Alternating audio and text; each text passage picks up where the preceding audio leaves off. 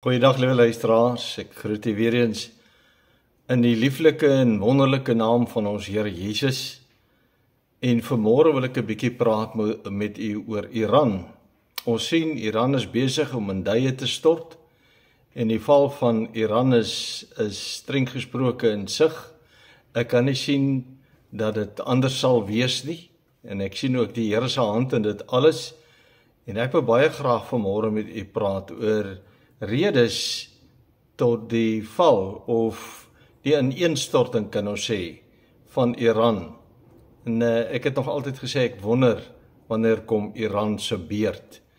En ons kry regtig die onskuldige mense jammer. Daar's baie volgelinge van Jesus, ware wedergebore Christene. En ek lees dat daar of ek hoor op YouTube dat daar al meer van daardie moslems in Iran hulle tot Jesus Christus draai en na Jesus toe vlug omdat hulle weet Jesus is hulle enigste hoop en toevlug en baie van hulle neem Jesus aan as hulle verlosser en saligmaker en ons eer die Here daarvoor. So ons kry hulle jammer, ons wil regtig vir hulle bid. Ek meen dis ongelukkig die gevolge van 'n regering, almal ly onder 'n swak regering en 'n godlose regering. Ons ervaar dit in ons eie land.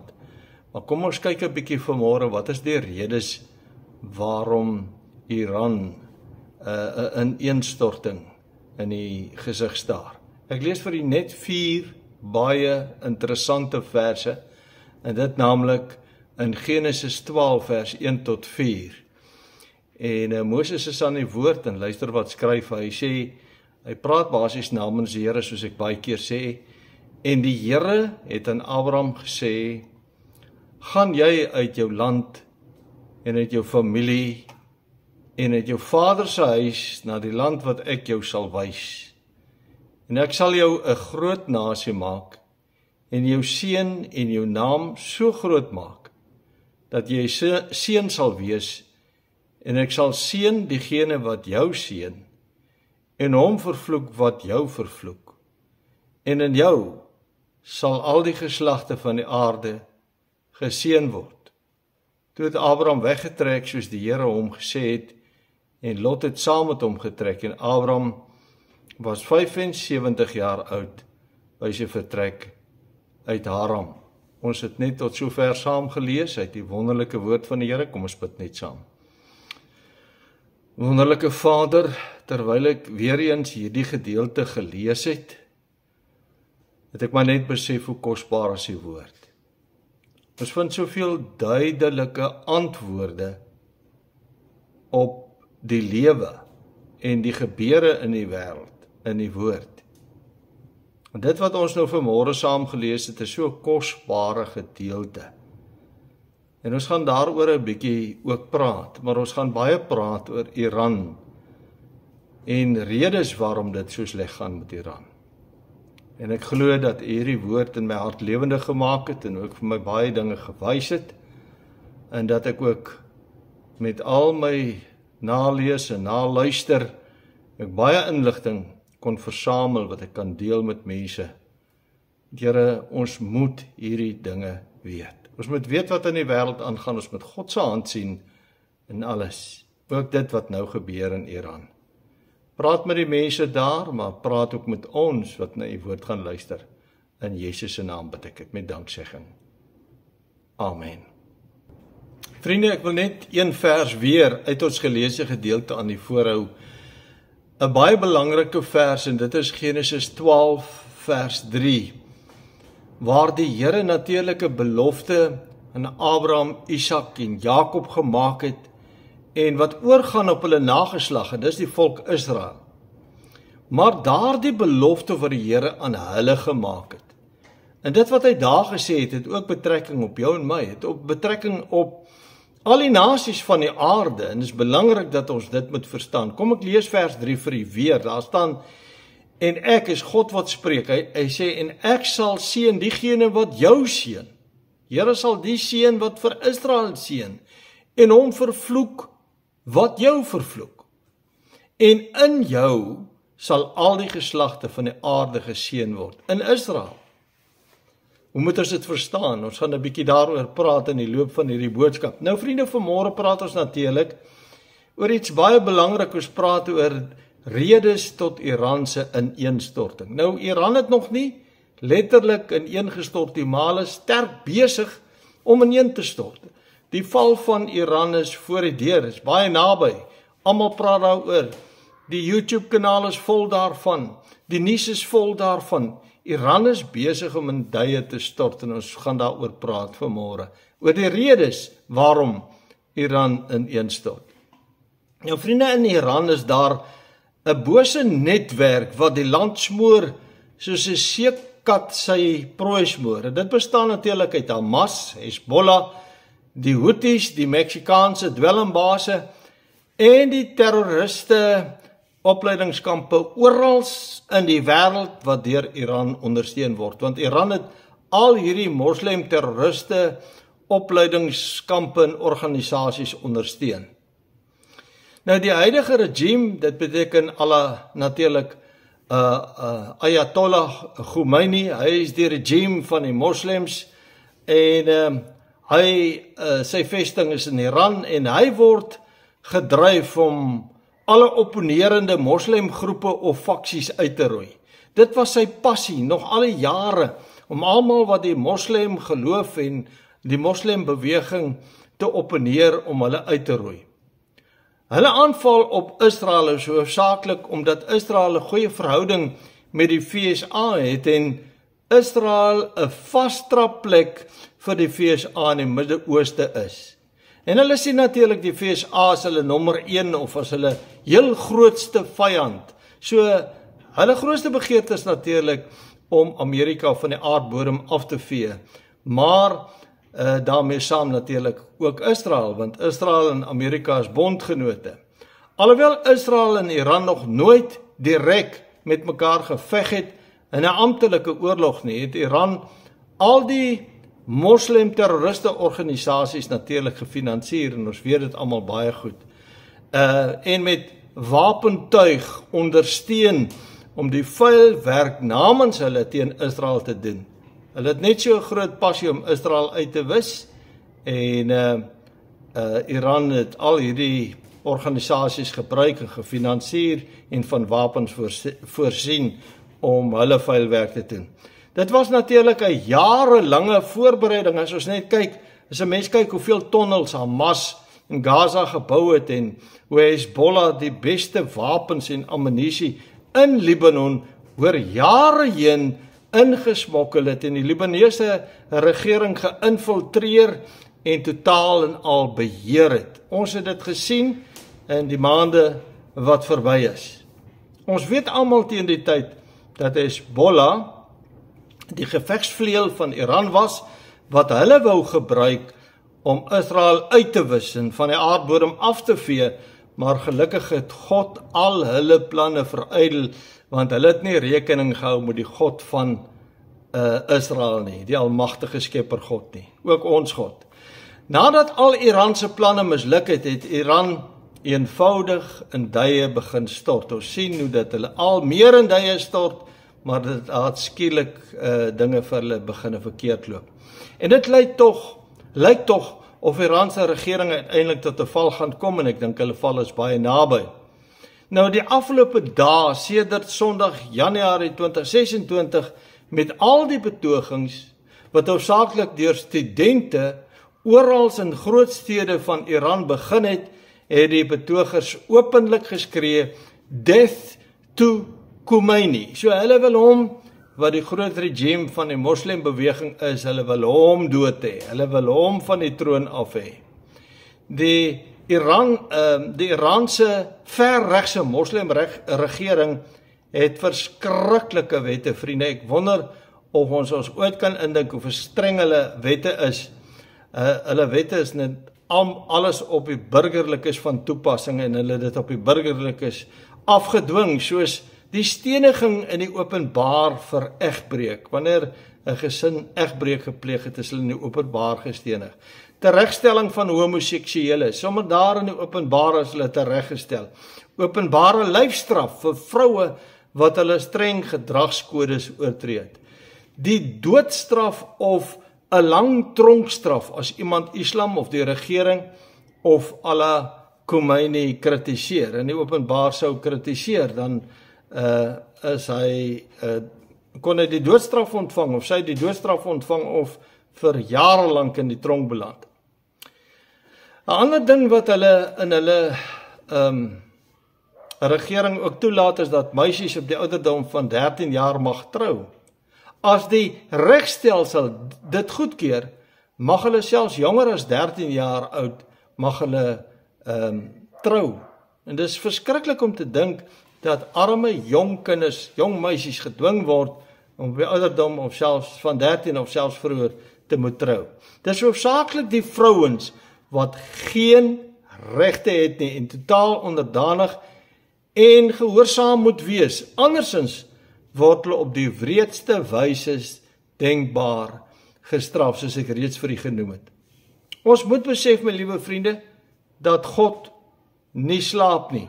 Al is dit 'n heidense regering en 'n heidense godsdiens, wat nie die enigste ware en almagtige skepper God, die God van Israel en die God van Abraham, Isak en Jakob en ook my en jou God as Christene aanbid nie, is daar steeds Christene in Iran wat net so wreed behandel word en ter wille van hulle oorlewing ook die streng wettiese moslemreëls moet gehoorsaam, anders moet hulle boet met hulle lewe. Dis verskriklike dinge wat hulle deurmaak onder daardie wettiese moslemregering. Maar God is beslis besig om die val van hierdie fanatiese moslemregering van Iran te bewerk, want God is 'n regverdige God, my liewe vriende, wat ook met sulke wrede en onmenslike regerings op sy tyd en op sy manier sal afreken, en God is besig om op sy tyd en op sy manier met hulle af te reken. Dis baie beslis een van die redes vir die ineenstorting van Iran en sy regering. Maar dis beslis nie alredes nie, kan ons sê, of alrede nie. Onthou, voor 1979, toe die huidige islamiste oorgeneem het, was Iran 'n totaal ander land gewees. Ek wonder hoeveel mense weet hoe dit toe in Iran gegaan het en hoe dit toe gelyk het. Vroue het westerse modes, met ander woorde westerse klere gedra. Vrouens kon stem, vandag mag hulle nie stem nie. Vroue toenemend die werksmag betree. Hulle het gewerk, vandag mag hulle nie werk nie. Polygamie is beperk en vroue kon van hulle man skei. As hulle nie meer kans gesien het om saam met daardie man te lewe nie, dan kon hulle skei. Dis nie meer dieselfde nie, dis nie meer toelaatbaar nie. Ons het nou net gesien wanneer iemand egbreek gepleeg het, is hulle vermoor. Kinderbruide is gestaak, daar was nie iets soos kinderbruide nie. Daar was nie iets soos kinders wat op die ouderdom van 13 toe moes trou of mag trou nie. Vrouens kon toe aan universiteite studeer en mans en vroue kon vrylik sosialiseer. Ek het foto's gesien, verskeie foto's, hoe die mans en die vrouens in hulle westerse klere in die strate gesit het in Iran en gesosialiseer het met mekaar. In 1979, 47 jaar gelede, het die regse islamiste 'n revolusie gelei. Hulle het besluit, dit gaan nie meer so wees nie, ons gaan dit 'n islamitiese staat maak met islamitiese wette. Tot op daardie stadium was Iran die mees progressiewe, met ander woorde die mees vooruitgaande land in die Midde-Ooste. Vandag is die jong Iranese weer in hulle duisende op die straat besig om teen die regering op te staan en te rebelleer. Hulle is diep siels ongelukkig, hulle kan nie meer in daardie omstandighede saamleef nie, ons kan hulle ook nie kwaadlik neem nie. Daar word spesifiek verwys na studente wat die betogings in Iran begin het. Die geskiedenis bewys dat dit gewoonlik jou meer opgevoede middelklas mense is wat revolusies en opstande begin en dan die breër gemeenskap beïnvloed om hulle hierin te ondersteun. En dit is presies wat nou in Iran gebeur het. Dit begin by die geleerdes, by die jong studente, wat gerebelleer het, wat in opstand gekom het, en hulle het ook die res van die bevolking het hulle ook beïnvloed om saam met hulle in opstand te kom. Nou vriende, in die week was daar 'n berig op Israel nuus dat in sekere stede feitelik die hele stad se mense in die strate besig was om te protesteer. Maar die grootste probleem is dat hulle selde suksesvol is tensy hulle militêre hulp van buite kry. En daar was verskeie berigte dat Amerika en selfs Israel dit oorweeg om steun aan die burgerlikes te verleen wat in opstand teen die Iranse regering is, omdat daar reeds baie onskuldige mense doodgeskiet en gewond en in aanhouding is. Hulle is reeds so mishandel op die strate, doodgeskiet en in tronke gegooi, dat hulle heel moontlik kan sê, ons het eers genoeg gehad. Nou vriende, die burgerlikes van Iran, wat op die oomblik protesteer en in opstand is teen hierdie regering, besef, hulle moet hierdie protesveldtogte van hulle moet hulle deurgangs deurvoer. Want hulle moet hierdie regering tot 'n val bring. Want as hulle nie daarin slaag nie, het hulle groot moeilikheid en hulle sien nie meer kans om langer onder hierdie regering te dien en so onderdruk te word en onmenslik behandel te word en hierdie onmenslike wette wat op hulle toegepas word nie. Die land is tot niet, daar's geen ekonomie meer nie, daar's nie water nie, al hierdie goed, daar's nie krag nie en hulle sien nie meer kans om in daardie omstandighede in Iran aan te gaan nie. Nou, op die 12de dag van hierdie optogte en opstande, was daar reeds in die 60 mense doodgeskiet. Daar was talle gewond, ek weet nie presies hoeveel nie, hulle sê nie regtig nie, en meer as 3000 mense al in die tronke gegooi. So al hierdie goed is ontmoedigend, om te sien hoe word mense doodgeskiet, hoe word dalk iemand wat naby aan jou was doodgeskiet, of hoe is hulle gewond, en hoe word hulle aangerand en mishandel, is natuurlik ontmoedigend, maar hulle besef, hulle moet dit deurvoer om hierdie regering tot 'n val te bring. Onthou in Iran het die gewone burgerlikes geen wettige vuurwapens nie. Net die regeringsamptenare en die militêre magte en die polisiemagte het toegang tot vuurwapens, het vuurwapens, wettige vuurwapens. Die ander, die publiek het nie vuurwapens nie, en ek dink hulle deur die jare reeds besef dat as hulle vir hulle burgerlikes vuurwapen lisensies gee en hulle toelaat om vuurwapens te koop en te besit, dan kan hulle groot probleme vir hulle self op die hals haal. Nou, dit wil sê, hierdie mense kan nie terugskiet nie, hulle het eintlik nie regtige manier om hulle self te verdedig nie. Nou, die Iranese revolusionêre wag, wat oral in die wêreld beweeg, teiken persone wat in die openbaar teen die regering van Iran praat. Selfs in die VSA of in die VK, dit is nou in die Verenigde Koninkryk en ander lande, val hulle die mense op die strate aan as hulle iets teen die moslimregering sou sê.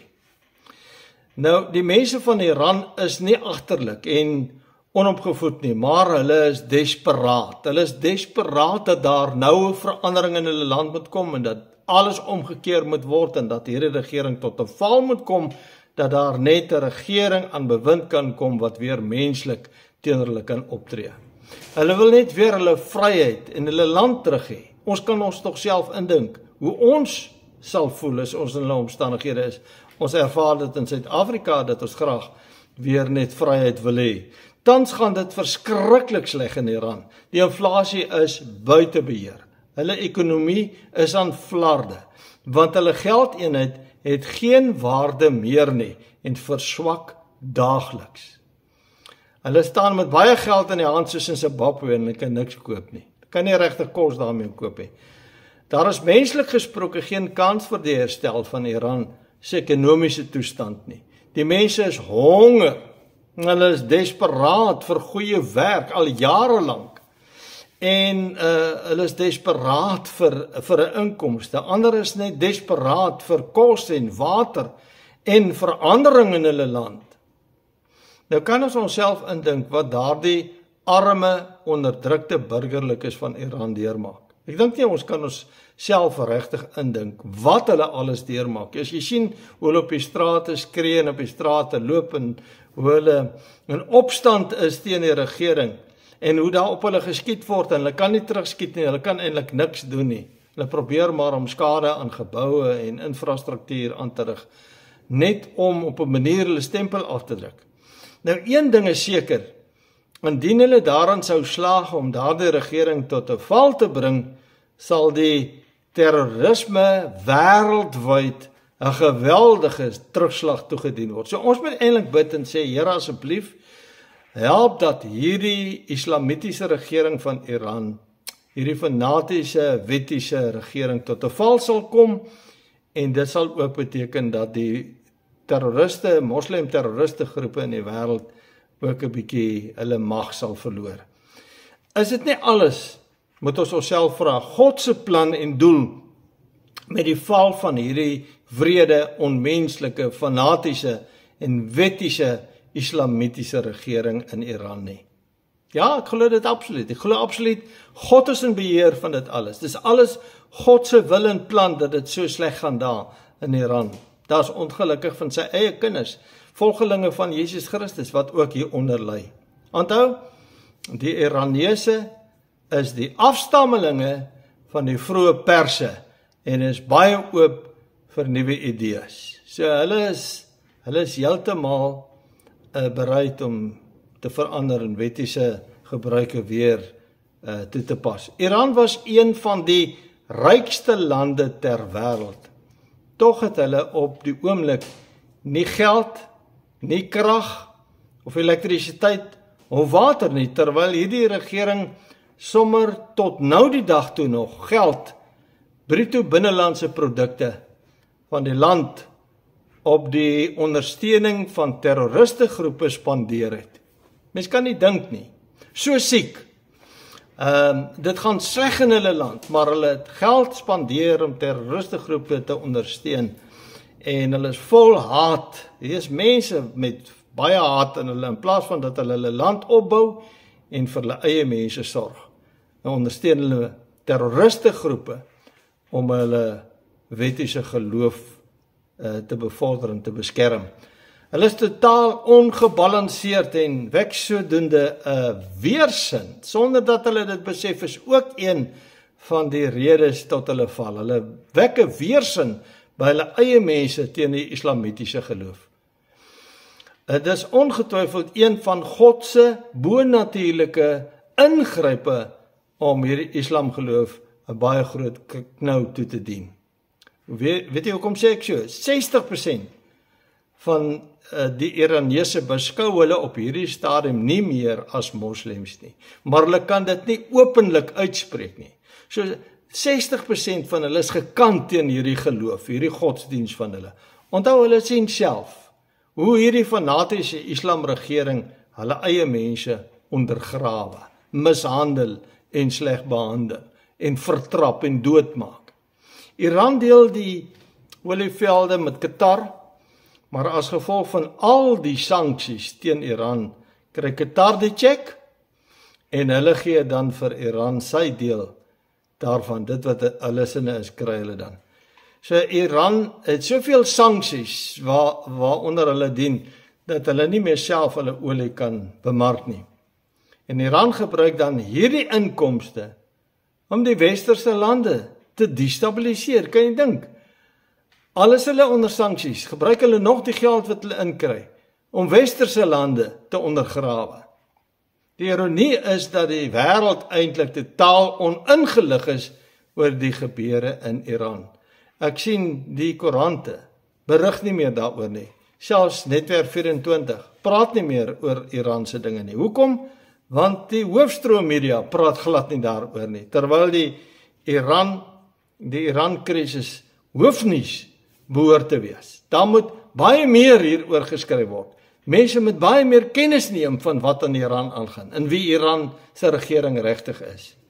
So het Iran agter die inval van Hamas en in Israel gesit, want hulle het Hamas ondersteun, maar almal swyg oor Iran se terreurdade. Daar word nie veel oor hulle geskryf nie.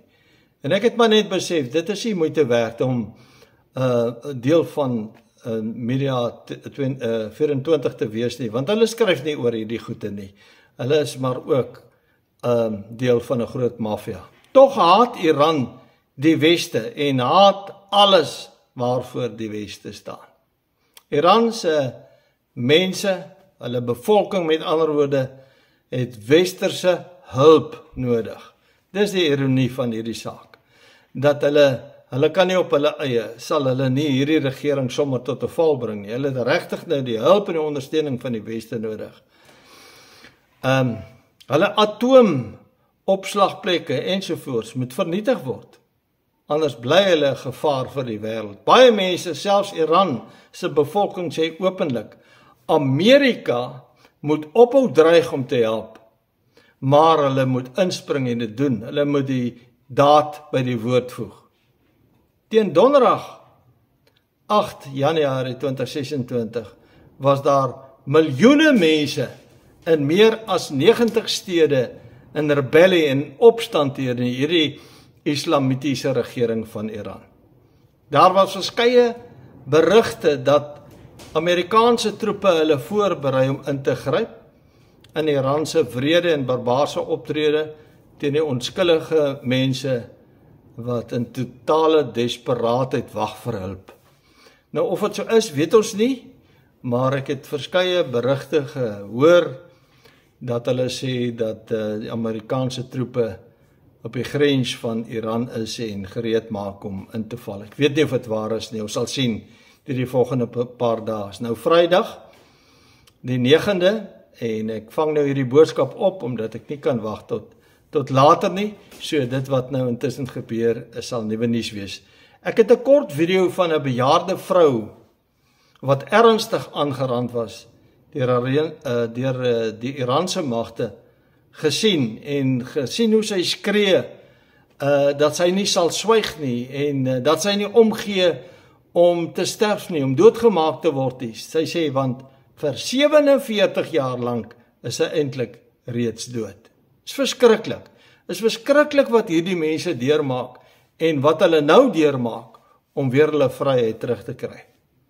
Ek het ook 'n video gesien op CBN News, wat 'n Christelike TV-kanaal is, en daarin het 'n pastoor van Iran getuig, dat daar eintlik 'n geestelike herlewing in hierdie tyd besig is, om plaas te vind, want mense in hulle nood, wend hulle daagliks in groot getalle, tot Jesus Christus, wat hulle sien as hulle enigste hoop, hulle enigste uitkoms, as hulle enigste verlossing, en daarom erken hulle Jesus Christus as hulle ware saligmaker en verlosser. En dis wonderlik, vriende, om te dink, dat baie van hierdie Iraneese moslems, en wat nou nie eintlik meer die moslim geloof wil aanhang nie, hulle nou tot Jesus Christus wend, want hulle sien by die Christene in hulle land, dat hulle vrede het, ware vrede het, en dat hulle hoop by Jesus vind. Intussen word daar berig dat Ayatollah Khomeini iewers in 'n bomskuiling skuil, en dat die regering die internetstelsel landwyd afgeskakel het, in die hoop dat dit die protesteerders sal verhinder om met mekaar te kommunikeer en om suksesvol verder te betoog teen die regering. Daar is ook gerugte wat die rond te doen dat Khomeini en ander regeringsleiers, 20 gesinne van hulle, in totaal aansoek by die Franse regering doen, of vir visums gedoen het, want Engeland en baie ander Europese lande wil hulle glad nie akkommodeer nie, en of hulle nou suksesvol gaan wees om visums te kry by Frankryk, die weet ons nie, ons hoop eintlik nie dat hulle gaan visums kry nie. Vriende, Teheran se waterkrisis is die finale spyker in Iran se doodskus. En dit is baie belangrik dat ons ietsie daaroor ook moet sê. Dit is nou al hierdie ander goed waaroor ons gepraat het, die onmenslike behandeling, die wrede behandeling van hulle eie mense, die afdwing van die islamitiese wette en godsdiens en baie ander dinge, die kragstelsel wat besig is en die geldstelsel wat besig is om in duie te stort. Maar die ander is natuurlik iets baie belangrik waaroor ons moet praat, en dit is naamlik Teheran se waterkrisis wat die finale spyker in Iran se doodskus is. Iran se regering het in alle opsigte hulle eie land gekelder. Damme het opgedroog. Dis al vir die afgelope maande dat mense van Teheran op die strate veg oor 'n emmer water totdat hulle breekpunt bereik het. Hulle is dors, hulle soek water. 'n ontwikkelde land met atoomkrag het verander in 'n land wie se mense bedel en smeek vir water. Want hulle lewe het tot stilstand gekom met 'n dringende nood en behoefte na water. En ek dink, dis nog iets wat ons osself moet probeer indink, om 'n lewe deur te bring sonder water. Dink jy net in dat 'n stad met 14 miljoen mense het nie drinkwater nie. Hulle het nie water om in te bad nie. Hulle het nie water om hulle klere in te was nie, om hulle skottelgoed te was nie, om kos te maak nie, om hulle toilette te spoel nie, want geen huis het al vir maande lank meer vloeibare water nie. Ek het video's gekyk, dat hulle wys, hoe lyk die mense se kombuise, vuil, haaglik, want hulle het nie water om skoon te maak nie. Hospitale kan nie normaal funksioneer nie. Pasiënte kan nie gewas word nie. Noodsaaklike items in die hospitale kan nie gesteriliseer word nie, en daarom kan hulle nie meer operasies uitvoer nie. Besef ons regtig, hoe groot is hulle krisis? Nou, die huidige president en sy regering is desperaat, want hulle het geen oplossing vir hierdie baie ernstige waterprobleem nie. En daarom beveel hulle aan dat die hele stad van 14 miljoen mense, groot en klein, jonk en oud, verskuif moet word na die woestyn, ongeveer 1000 kilometer verder van Teheran af. Buiten die swak reënval, is vir my baie ironies, Israel het verskriklik baie reën gekry. En hulle lê ook in droogtestreke in die noorderdele van Afrika. En Iran het geen reën gehad sover nie. En lyk vir my daar was ook nie geweldige sneeu neerslaan nie. Buiten die swak reënval is die Urmia meer wat Teheran vir jare van water voorsien het, deur swak ingenieurs, vakmanskap en 'n regering wat geld wou bespaar, in 2 verdeel. Daardie meer is in 2 verdeel deur 'n hoofpad wat oor die middel van daardie meer gebou is. Swak ingenieursvakmanskap. Nou hierdie hoofweg het gelei tot die akkumulasie van sediment. Dit het die meer se sirkulasie versteur, vriende, en die meer se vermoë om homself skoon te hou is daardeur vernietig. So weer eens swak ingenieursvakmanskap. Hulle bou 'n pad in die middel van daardie meer. En die pad het die meer in 2 stagnante, afsonderlike damme water verander. Die meer het reeds 95% van sy water verloor. Hy is besig om op te droog, want hy kan nie normaal funksioneer soos altyd nie. Vroeger kon groot bote daarop vaar, op daardie meer. Dit het verskeie toeriste oorde gehad met vele kaaie vir die bote. Vandag is dit net 2 poele soutwater met 'n soutinhoud wat onmoontlik is vir menslike gebruik, vir enige gebruik kan ons sê. En daardie sout is so toksies as die wind oor daardie damme se sout waai. Daar's vreeslike woestynwinde en dit waai op Teheran, dis dit toksies vir die mense. Dis erg nadelig vir hulle om dit in te asem. Nou die meer het verander in 'n waterpoel wat net deur seisonale reën aangevul word. Dit is alles die gevolg van 'n ekologiese ramp wat ontwerp gebou en geïmplementeer is deur 'n regering wat geld nagejaag het en gespaar het of probeer spaar het deur 'n pad wat om die meer gebou moes word nou in die middel van die meer deur te bou.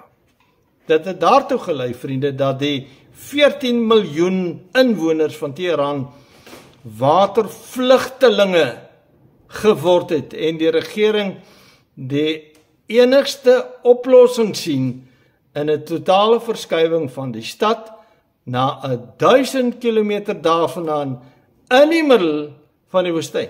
Dis al 'n oplossing wat hulle vir hulle self sien, om nou daardie hele stad Teheran te skuif, 1000 kilometer ver in die woestyn en 'n hele nuwe stad daar op te rig. Ja, die dwaasheid van die mens. Nou vriende, die waarheid is dat Iran nie skielik minder water as in die verlede kry nie. Die gevolg van die waterkrisis is dat Teheran 'n sinkende stad geword het. Gaan kyk 'n bietjie op YouTube, as baie video's wat wys van die sinkgate wat daar val in die middel van daardie stad Teheran. Dit sink teen 'n spoed van 35 cm per jaar. Stel jou voor dat geboue se fondasie elke jaar met 1 meter sink, of elke 3 jaar met 1 meter sink.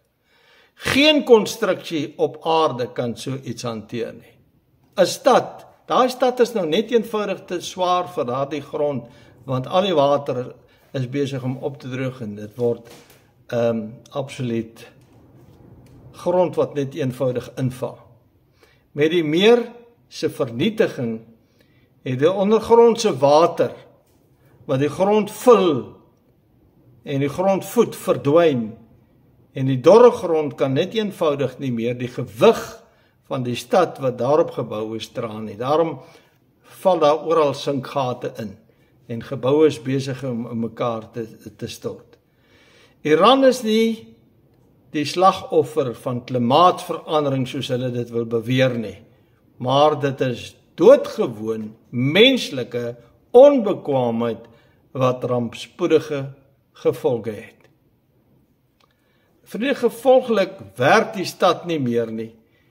En antieke of die stad funksioneer nie meer reg nie, so die rioolstelsel werk nie meer nie. En antieke siektes soos tyfus en kolera het reeds uitgebreek in daardie moderne stad, want hulle rioolstelsel werk nie meer nie. Vriende, ons moet eenvoudig die totale ineenstorting van Iran as 'n bonatuurlike ingrype van God die Almagtige sien. Ons kan dit nie anders verklaar nie. Dis God wat besig is om in te gryp in hierdie moslimregering en om hulle tot 'n val te bring. Die hoofrede vir Iran se val of ineenstorting lê opgesluit in ons skriflesing van vanoggend. Genesis 12 vers 1 tot 3. Die Here het aan Abraham gesê: "Gaan jy uit jou land en uit jou familie en uit jou vader se huis na die land wat ek jou sal wys. En ek sal jou 'n groot nasie maak en jou seun en jou naam so groot maak dat jy 'n seun sal wees.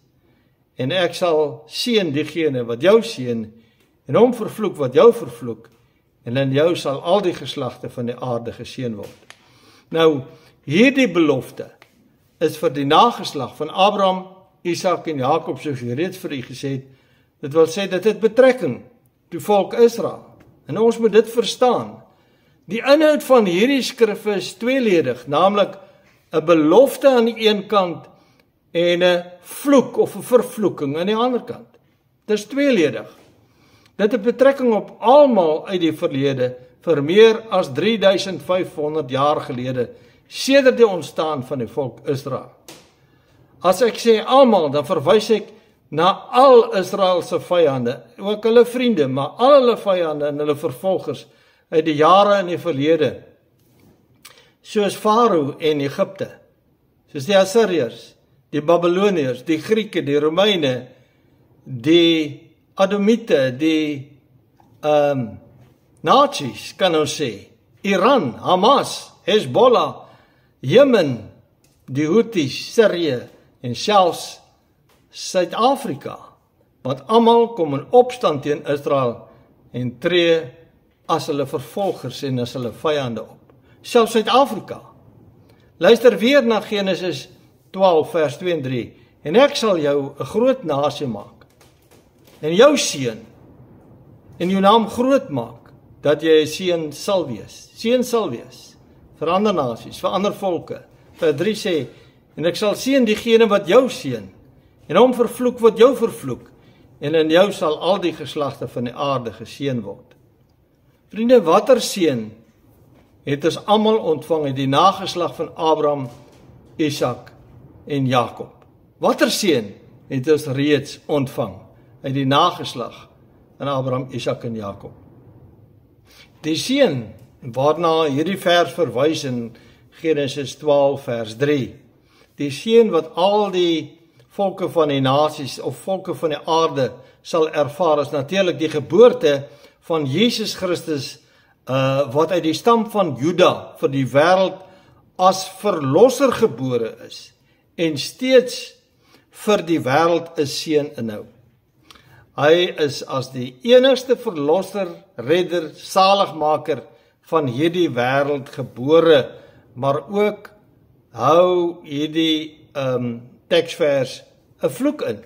Vloek vir almal wat Israel haat, wat Israel vervolg, soos Iran wat agter al die vyandige optredes en aanvalle op Israel van die afgelope byna 3 jaar gesit het en steeds sit.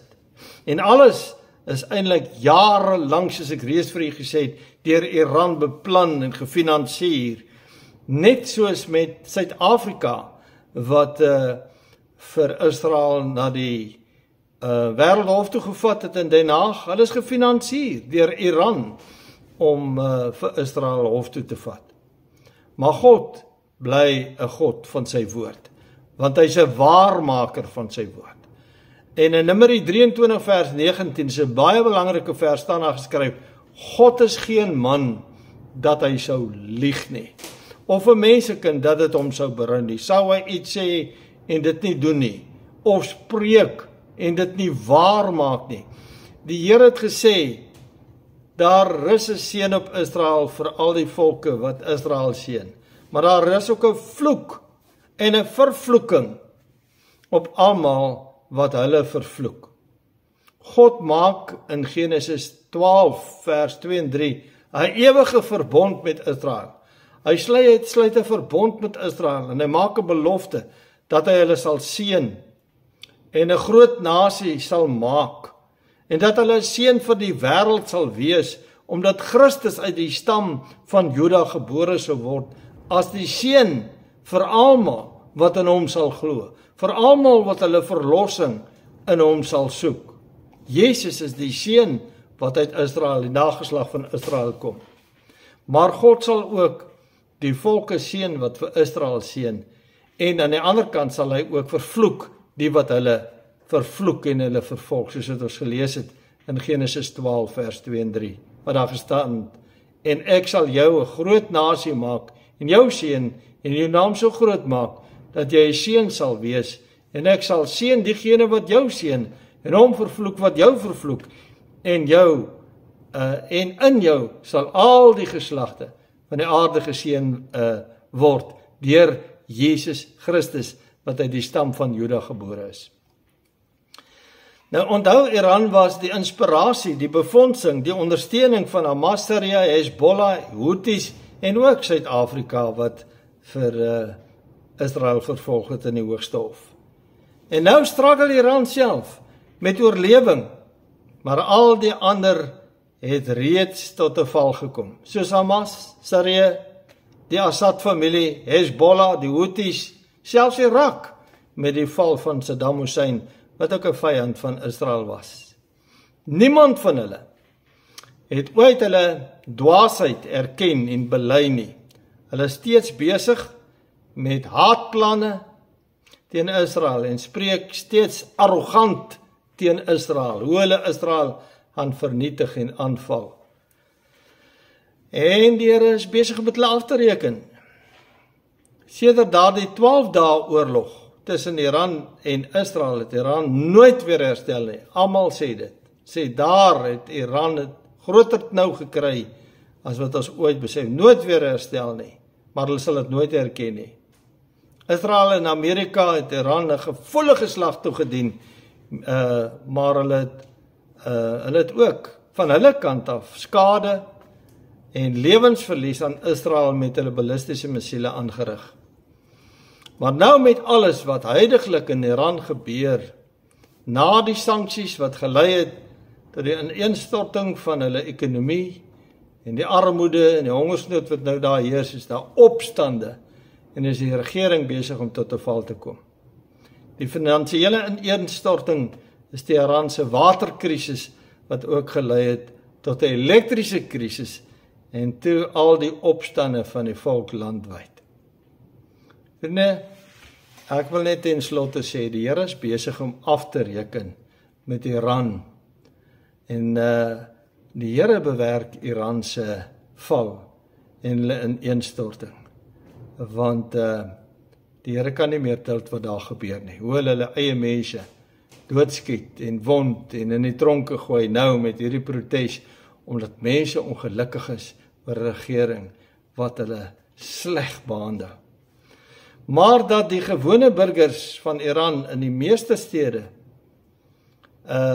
nou betoog, is baie duidelik. Hulle sê tot 100%, dit het tot 100% toegeneem, die mense wat nou oral in stede in die strate is om te betoog. Almal weet, daar is geen kans om op te hou nie, daar is geen kans om te draai nie. Hulle is meer as ooit gemotiveer en desperaat om 'n land te bevry uit hierdie islamitiese diktatorregering. Die media pleit natuurlik by Trump om hulp aan Iran te stuur en daar was reeds berigte dat daar Amerikaanse troepe is wat buite die grense van Iran gereed maak om hulle te gaan help. Of dit waar is, weet ons nie. In die volgende paar dae sal ons weet of dit waar is. Alle vlugte na en van Iran is reeds gestaak en al meer gerugte doen die ronde dat die Ayatollah Khomeini, dat hy gaan vlug uit die land uit. Kyk, ons weet nou, hulle het aansoek gedoen vir visums, 20 gesinne van die regering, ook hy, Ayatollah Khomeini, aansoek gedoen om na Frankryk toe te gaan, maar as hulle nie daarin gaan slaag nie, gaan hy definitief na Rusland toe vlug, want Rusland se deure staan oop. 'n paar dae gelede het daar nog Russiese vragvliegtuie geland met vermoedelik wapens en ammunisie, maar ons moet onthou die almagtige God is in beheer en hy bewerk die dinge op sy eie manier. Hy sorg self dat Iran se regering tot 'n val gaan kom. Nou vriende, dit wat nou met Iran gebeur is vir my so 'n herhaling van die gebeure in Egipte land met die uittog van Israel, toe God Farao se hart verhard het, dat hy soos 'n dwaas opgetree en sy eie land en sy eie volk daardeur tot 'n val gebring het. Vanaf Exodus 4 vers 21 tot Exodus 14 vers 17 staan daar 19 keer dat God Farao se hart verhard het, sodat hy elke keer geweier het om Israel in vrede uit Egipte land te laat trek. Nou lees ek vir u vinnig Exodus 4 vers 21 en die Here sê vir Moses, nou dat jy wegtrek om na Egipte terug te gaan, kyk dat jy al die wonders voor Farao doen wat ek in jou mag stel, maar ek sal sy hart verhard, sodat hy die volk nie sal laat trek nie. Here het sy hart verhard, soos wat die Here ook hierdie regering sy hart verhard, Ayatollah Khomeini, die groot diktator van die moslim volke. Hy verhard sy hart dat hulle so dwaas optree en nou moet vlug vir hulle lewe. Exodus 14 vers 16 tot 18 sê, en jy hef jou staf op, as die Here wat met Moses praat, en steek jou hand uit oor die see, en kloof dit sodat die kinders van Israel dwars deur die see op droë grond kan trek, en ek kyk ek sal die hart van die Egiptenaars verhard, sodat hulle agter hulle aangaan, en ek wil my verheerlik aan Farao en sy hele leermag, aan sy strydwaans en aan sy ruiters. Die Egiptenaars sal weet dat ek die Here is, as ek my verheerlik aan Farao, aan sy strydwaans en al sy ruiters. Vriende, God verhard die hart van 'n regering, en so kom die hele regering tot 'n val, en ook die hele land. Net so tree die Here op, teenoor hierdie dwaase, arrogante, insiglose, blinde regering van Iran. Ek sluit vanmôre af, en ek wil 'n beroep op elke Suid-Afrikaner doen om terug te draai na die lewende Skepper God toe. En nie voor Christus te buig en hom as verlosser en saligmaker in jou lewe te erken. Neem Jesus aan as jou verlosser en saligmaker. Vriende, ons sit met net so 'n regering soos die Iraniërs. En ons land gaan ook tot 'n val kom. Ons regering gaan ook tot 'n val kom, maar dan moet ons terugdraai na die Here toe. Ons loop dieselfde pad as Iran, en ons het dieselfde Here nodig wat Iran nodig het, en sy mense nodig het, die almagtige Skepper God, die God van Israel, en ook die God van die Christene. Ek sluit af met Jesaja 55. Hoor wat sê die Here hier, hy sê, hoe almal wat dors het, dit my so laat dink aan die Iraniërs nou, wat nie water het nie. Almal wat dors het, kom na die waters. God is die fontein van lewende water, Christus. En wie geen geld het nie, hierdie mense het nie geld om te koop nie. Hy sê, wie geen geld het, die kom koop en eet. Ja, kom koop sonder geld en sonder prys, wyn en melk. Waarom weeg julle geld af vir wat geen brood is nie, en julle arbeid vir wat nie kan versadig nie? Luister aandagtig na my en eet die goeie, en laat julle siel hom in die vettigheid verlustig. Kom na die Here toe, hy gee oorvloed. Dis wat hy hier sê. Neig julle oor en kom na my toe. Luister en julle siel sal lewe. Ek wil met julle 'n ewige verbond sluit. Die bestendige, genadige bewyse van Dawid. Kyk, nasies, en hoor nou mooi wat staan hier, nasies wat jy nie geken het, sal jy roep. En nasies wat jou nie geken het, sal na jou hart loop, ter wille van die Here, jou God, en van die Heilige van Israel, omdat hy jou verheerlik het.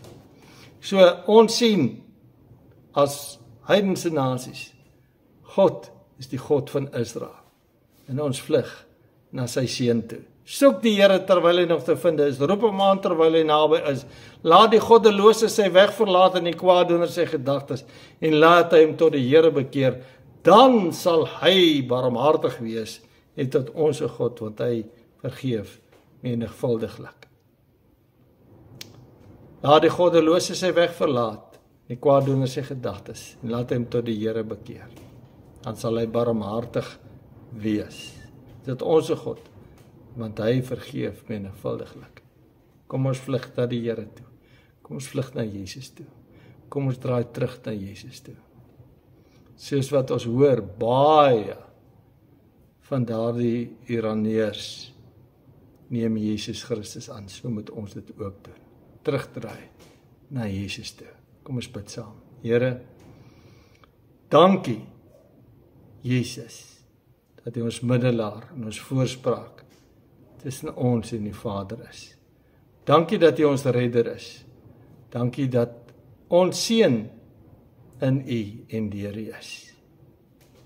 Praat met mense, Here, ek weet U het met mense gepraat, trek hulle nader, en dankie dat ons by U kan kom skuil in tye soos hierdie. Wees ook met Iran en sy mense. Red hulle uit genade, wees hulle genadig.